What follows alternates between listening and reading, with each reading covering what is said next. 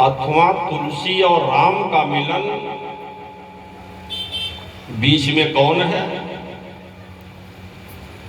भगवान की कथा। हाँ, एक कथा मिलाने का काम है, समझेंगे? और व्यथा बिलगाने का काम है। और इस कथा की जानकारी हुई किससे? यह जो कथा की जानकारी मिली ये हुई किससे? भूत से। भूत समझ रहे हैं ना? भूत से। और भूत के मालिक कौन है? भूतनाथ। हाँ, तो भूतनाथ ने भूत से कनेक्शन किया, प्यारे अलर्ट हो जाओ जो है। तो भूत ने कहा भूतनाथ से, बाबा क्या बात है? बोले एक आदमी आए, बहुत परेशान है, थोड़ा कथा के बारे में उसको बता देना, चर्चा कर देना। तो अब देखते कभी कभी आदमी बढ़िया काम करने जाता खराब हो जाता है, और कभी कभी खराब करने जाता बढ़िया काम हो जाता है। बोलिए। मूल गोसाई चरित्र में आता है कि तुलसीदास जी शौच जाते थे, समझ, और लौटते थे तो रास्ते में एक बबूल का पेड़ पड़ता है। बबूल, वो पानी वहीं फेंक देते थे बबूल के नीचे। हाँ, बचा हुआ पानी फेंक देते थे। और 21 दिन तक तुलसीदास जी ने ऐसा किया। जब 21 दिन किया ना, तो उसी बबूल के पेड़ में भूत रहता था। हाँ, भूत रहता था। तो 21 दिन में प्रसन्न हो गया, सोचा रे, क्योंकि भूतनाथ को शुद्ध जल चाहिए और भूत को अशुद्ध जल चाहिए। हाँ, तो भूतनाथ को तो शुद्ध गंगा जल चाहिए ना, और भूत को गंगा जल डाल देंगे ना तब आपका काम बिगाड़ देगा। बोली जो मालिक का काम है, नौकर को ऊपर फेंक रहे हैं, अशुद्ध जल चाहिए। तो 21 दिन तक चढ़ाया तो वह प्रेत प्रकट हो गया, प्रकट हो गया। अरे तुलसीदास जी का भाई कौन हो? बोले मैं भूत हूं। बहुत? हाँ, क्या कहना चाहते हो? तो उस भूत ने कहा तुलसीदास जी से कि आपकी क्या इच्छा है, क्योंकि आपने मुझे 21 दिन पानी चढ़ाया। तो देखिए 3 तरीके से पानी चढ़ता है, समझ लीजिए।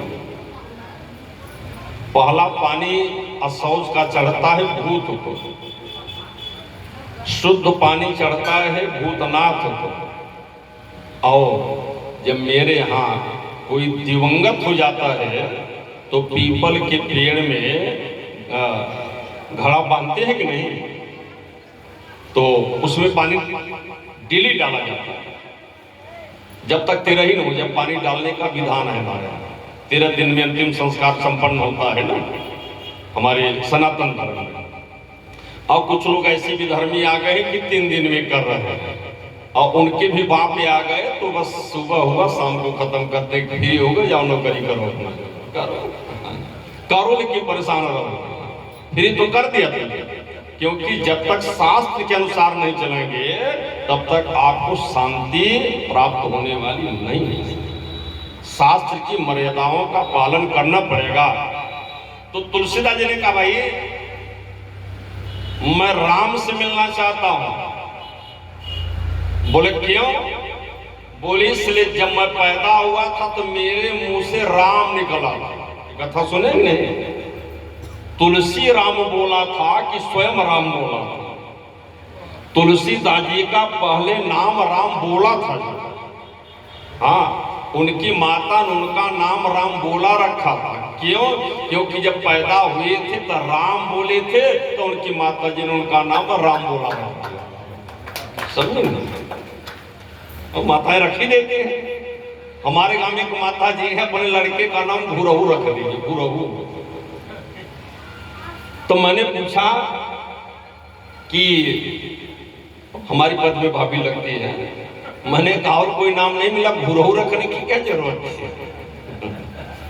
बोले भैया गुरहु रखती न, हमारे यहाँ गुड़ फेंका जाता है ना, तो बोले गुरूर में पैदा हूं, मैं गई थी गुरे में पैदा हो गया तो मेरे गुरहु नामा के दिया। मैंने अच्छा समझेंगे, ठीक किया जो है। ऐसे एक माता जी थे ना, वो अपने लड़के का नाम रख दिया ठनठन पाल। गया स्कूल में नाम लिखाने, मास्टर जी ने पूछा क्या नाम है, बोले ठनठन पाल। तो मास्टर जी ने सोचा लग रहा है कि कुछ घर में इसके है नहीं, ठनठन पाल, हाँ मेरा नाम लिख दिया ठनठन पाल, और हाजिरी लगे ठनठन पाल।